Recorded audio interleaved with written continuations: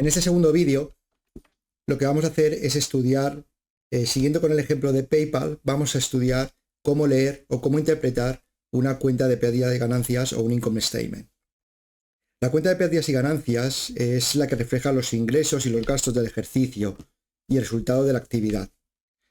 Se elabora normalmente con una periodicidad de 12 meses, aunque presenta trimestralmente también. Se trata de un documento oficial y como tal su estructura es determinada por un plan contable. En la cuenta de pérdidas y ganancias tenemos 4 apartados diferentes. El resultado de explotación, que viene dado por la diferencia entre los ingresos y los gastos del ejercicio. El resultado financiero, que agrupa los ingresos y los gastos financieros. El resultado antes de impuestos, que es la suma de los anteriores. El resultado de explotación y el resultado financiero. Y su importe es el beneficio o la pérdida que la actividad ha tenido sin contemplar el pago del impuesto de sociedades que tendrá que hacer anualmente. Y luego finalmente tenemos el net income o resultado del ejercicio, que es el beneficio o pérdida final definitiva, que es el resultado después de pagar todos los impuestos. Como hemos comentado en el income statement o cuenta de pérdida de ganancias de PayPal, tenemos primeramente la parte donde tenemos los ingresos y los costes variables. Después tenemos aquí también la parte en la que tenemos todos los gastos fijos. Y de ahí llegamos al EBIT o al beneficio operativo. De ahí luego descontamos todos los que son intereses, impuestos y llegamos al beneficio neto o net income. Aparte aquí tenemos también el número de acciones que tiene la compañía para conocer el beneficio que le corresponde a cada una de las acciones. Vamos a ir viendo cada uno de estos puntos. Primeramente hemos dicho que tenemos los ingresos, que este trimestre han sido 7.040 frente a 6.400 del mismo trimestre del año pasado. Y luego tenemos las costes variables. Como costes variables tenemos los costes de transacción, esos costes de transacción o de pérdidas de créditos y los costes asociados a los servicios de atención al cliente.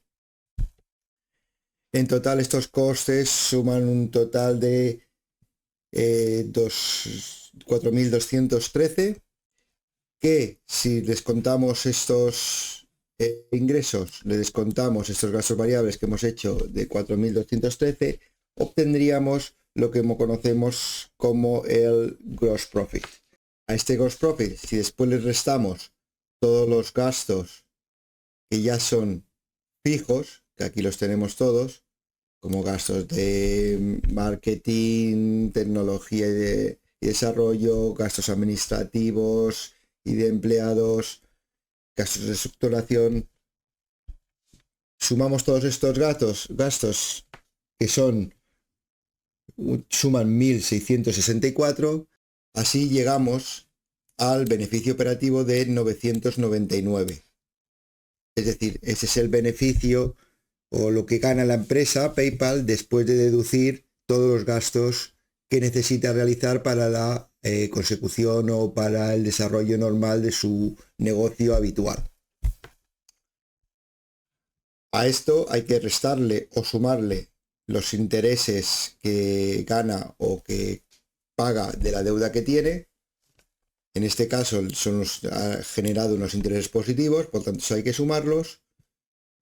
Y luego hay que restarle los impuestos que tendremos que pagar en la próxima declaración del impuesto de sociedades.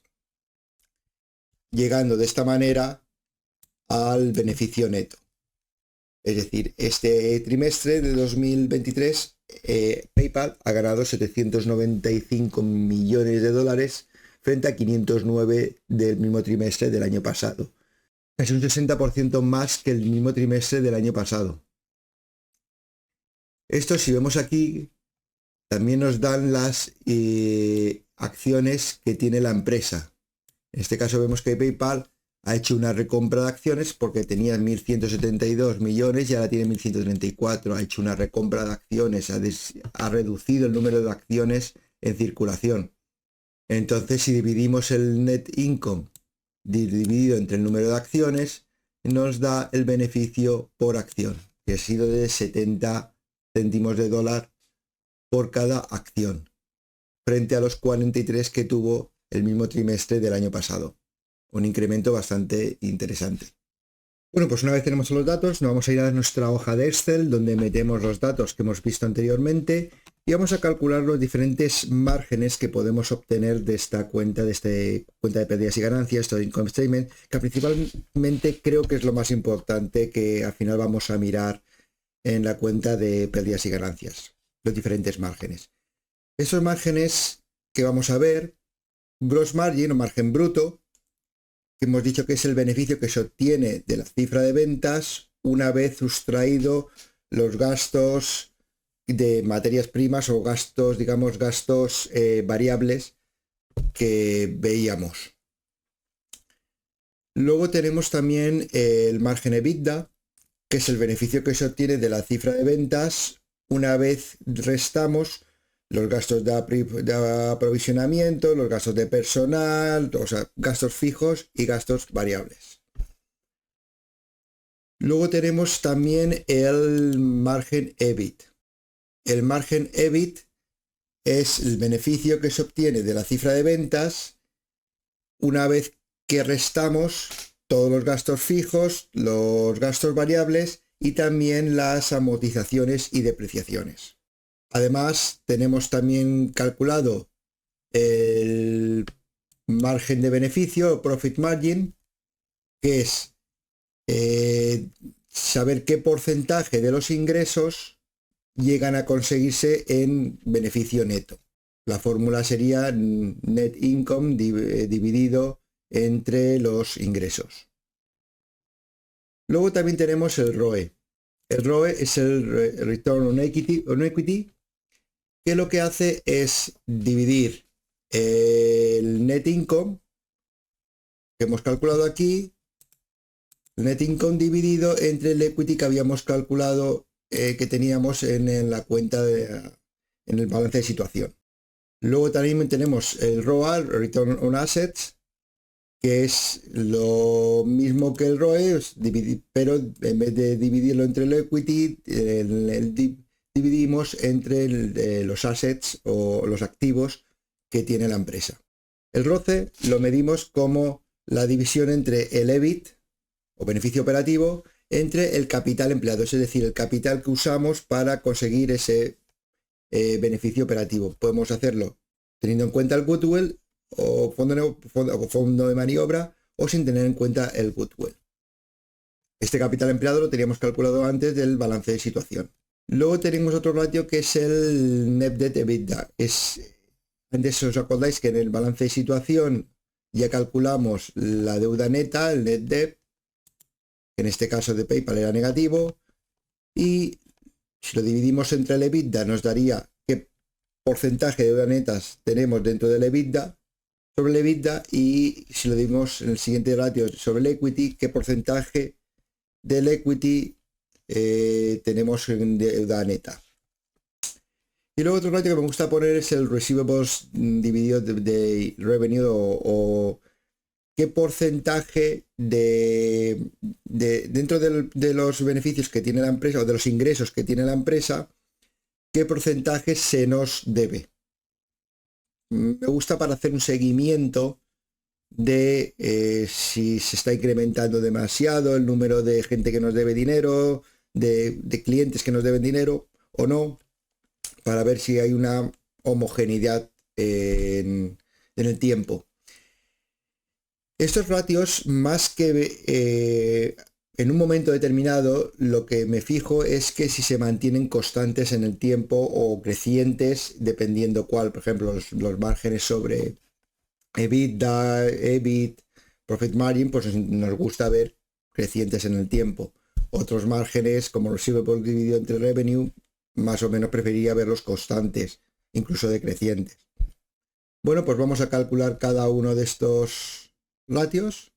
El Gross Margin, que hemos dicho que es el beneficio bruto dividido entre los ingresos. La fórmula del margen EBITDA es EBITDA dividido también entre ingresos. La fórmula del margen EBIT es EBIT dividido entre ingresos. Lo calculamos. La fórmula del profit margin hemos dicho que es net income o beneficio neto dividido entre ingresos. Pues lo calculamos también. El ROE que hemos dicho que es el net income o ingresos netos dividido entre el equity de la empresa.